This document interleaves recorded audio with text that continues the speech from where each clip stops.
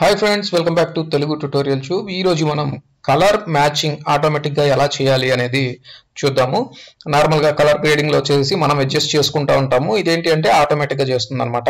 Okay, ఇది ఎప్పుడు చేయాల్సిన అవసరం వస్తుందంటే మనం వెడ్డింగ్ కి కానీ లేకపోతే బర్త్డే కానీ కొన్ని వీడియోస్ తీస్తాము. ఒక్కొక్క చోట లైటింగ్ అనేది కొంచెం డిఫరెన్స్ అయితే ఉంటుంది.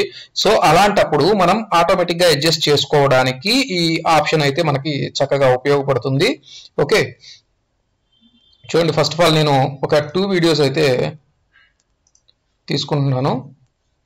ఓకే, ఇప్పుడు కంట్రోల్ N ప్రెస్ చేసేసి కొత్త సీక్వెన్స్ అయితే తీసుకుంటున్నాను. ఓకే, తీసుకున్న తర్వాత ఇందులో చూడండి, ఇందులో మీకు ఎక్కడి నుంచి ఎక్కడి వరకు అయితే కావాలి అనుకుంటున్నారో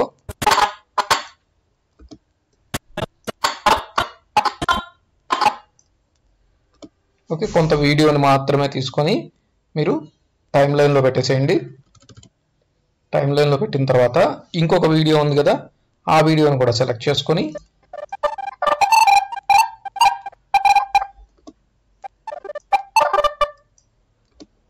ఓకే ఈ వీడియోని కూడా తీసుకొచ్చి ఇక్కడ పెట్టేసేయండి. ఇక్కడ పెట్టిన తర్వాత వీటిని రెండింటిని సెలెక్ట్ చేసుకొని రైట్ క్లిక్ చేసి స్కేల్ టు ఫ్రేమ్ సైజ్ అనేది అడ్జస్ట్ చేసుకోండి. అది మీ ఇష్టం, కావాలి అనుకుంటే ఇటు మీకు కంపల్సరీ కావాలి కాబట్టి అడ్జస్ట్ చేసుకోండి.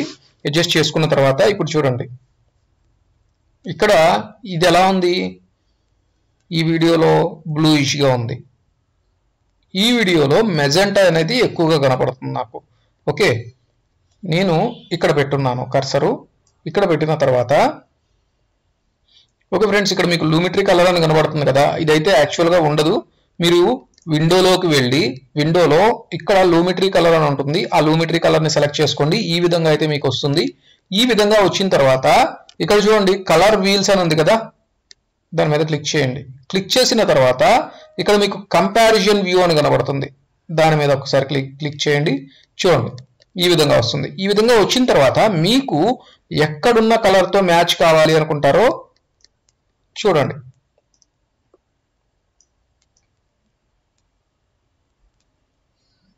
అడ్జస్ట్ చేసుకోండి. ఇలా అడ్జస్ట్ చేసుకున్న తర్వాత ఈ ఫ్రేమ్తో ఇక్కడ ఉన్న ఫ్రేమ్ అనేది మీకు మ్యాచ్ కావాలి అనుకున్నారు అనుకోండి.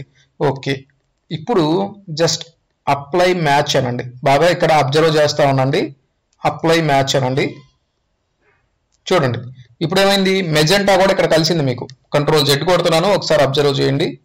ఓకే, ఇక్కడ బ్లూయిష్గా ఉంది కదా, ఇక్కడ నేను మళ్ళీ కంట్రోల్ Shift Z కొట్టాను.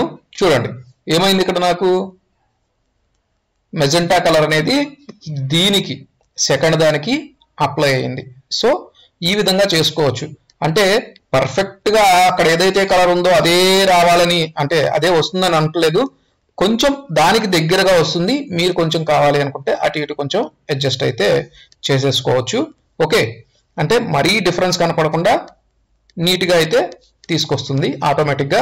సో మీరైతే ఇలాంటి వాటిని యూజ్ చేసుకోవచ్చు. నేను ఇక్కడ యూజ్ చేసిన క్లిప్స్ అనేది డిఫరెంట్గా యూజ్ చేశాను. ఎందుకు అంటే ఇక్కడ అబ్జర్వ్ చేస్తే మీకు కనపడుతుంది.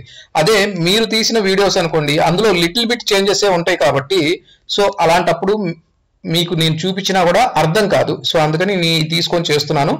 బట్ యాక్చువల్గా అయితే ఈ రెండింటికి అప్లై చేస్తే తెలియదు, అంటే కరెక్ట్గా ఉండదు. అప్లై చేస్తే మీరు ఏవైతే వెడ్డింగ్కి కానీ లేదా మీరు ఏవైతే షూట్ చేస్తారో అలాంటి వాటికి ఇవి అప్లై చేసుకుంటే దగ్గరగా మ్యాచ్ అవుతాయి అన్నమాట. ఓకే ఓకే ఫ్రెండ్స్, మీకు కనుక ఈ వీడియో నచ్చినట్లయితే లైక్ చేయండి, షేర్ చేయండి, కామెంట్ చేయండి, అలాగే సబ్స్క్రైబ్ కూడా చేసుకోండి.